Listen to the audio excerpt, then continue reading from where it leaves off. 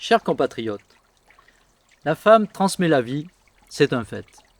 Les menstruations, la grossesse, l'accouchement, l'allaitement, qui lui donnent cette capacité à enfanter, renforcent une perception bien spécifique du corps et, plus généralement, de la vie, où le bien-être, la santé et le soin constituent des préoccupations essentielles pour soi et pour les autres.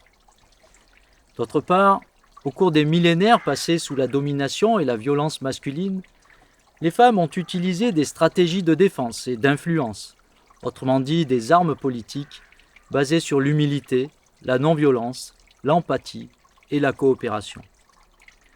Je pense que tout cela définit une véritable conception de l'être humain et de la relation à l'autre, propre à la femme, que l'on peut qualifier de principe politique. Durant les dernières décennies, les femmes ont conquis de haute lutte, et seulement dans certaines parties du monde, leurs droits civiques et civils, ainsi qu'une meilleure accession aux études, à la création artistique et aux responsabilités.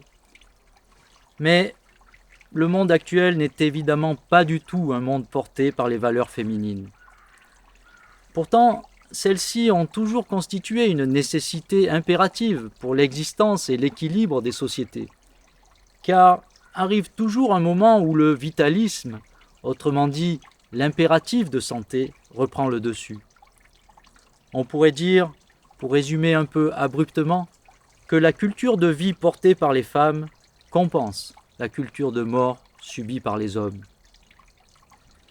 D'ailleurs, la plupart des religions placent au cœur de leur enseignement le respect de la vie, l'entretien du corps et de l'esprit, la paix et la solidarité, tout en maintenant, paradoxalement et malheureusement, une conception souvent machiste de la société. Pour autant, le principe féminin n'a jamais atteint une reconnaissance et un statut opérationnel au niveau de l'exercice direct du pouvoir politique. Même dans les démocraties occidentales qui ont beaucoup évolué sur le droit des femmes, celles qui exercent le pouvoir sont encore largement contraintes par les codes masculins. Le juste combat féministe pour l'obtention de l'égalité de droits entre les femmes et les hommes n'est pas terminé. De toute façon, il n'est pas suffisant, car le monde actuel a un avenir très sombre dans la continuation du virilisme qu'il a engendré. Face au péril écologique, nous devons faire appel à des forces capables de nous ramener à l'essentiel, c'est-à-dire à la préservation de la vie et de la santé, donc de la nature. Ces forces sont en effet celles de la féminité. L'existence et l'immensité de l'univers dépassent notre entendement. L'espace et le temps, tel un décor inaccessible, surplombent le théâtre de nos courtes vies. La Terre elle-même reste un mystère époustouflant. Pourtant, nous, humains, minuscules créatures issues de ce monde, menaçons aujourd'hui de détruire l'environnement qui rend possible notre propre existence. Nos prédécesseurs, pendant des dizaines de millénaires, ignoraient la finitude du monde. Au-delà d'une montagne, d'un désert ou d'une mer, ils pouvaient rêver d'un ailleurs où se sauver, en oubliant les horreurs et les erreurs commises. Nous n'avons plus ce loisir. Nous savons que notre habitat se limite à une petite planète miraculeuse, dont nous avons exploré tous les confins. La vie est fragile. Alors, finissons-en avec cette loi du plus fort et du profit immédiat qui mène à l'autodestruction. Nos devoirs écologiques sont nombreux et difficiles à mettre en place, car il faut bousculer des mauvaises habitudes et des facilités bien ancrées. Mais tout le monde pourrait commencer par respecter la terre qui nous abreuve et nous nourrit depuis la nuit des temps. En adoptant une attitude de consommation responsable, nous pouvons améliorer notre alimentation et assainir notre agriculture. Au cours du XXe siècle, et singulièrement depuis une cinquantaine d'années, la bonne harmonie entre nature et agriculture a été rompue par l'irruption massive des engins mécaniques et des traitements chimiques dans les pratiques agricoles. Air, sol, nappes phréatiques et rivières ont subi des pollutions durables, nuisibles aux écosystèmes et à notre santé. Les productions elles-mêmes ont été standardisées et se retrouvent gravement appauvries en nutriments à cause de l'épuisement des sols. Oui, et particulièrement en France, l'agriculture a basculé corps et âme dans le modèle productiviste nord-américain, renforcé par le développement précoce et incontrôlé des grandes surfaces de distribution. La politique agricole commune européenne, souvent pilotée par la France elle-même, a privilégié la quantité à la qualité pour construire une filière agroalimentaire exportatrice à coup de subventions au gigantisme. L'industrialisation a ainsi entraîné la disparition de millions de petites exploitations et d'emplois, soumettant les campagnes à la désertification et à l'assistanat.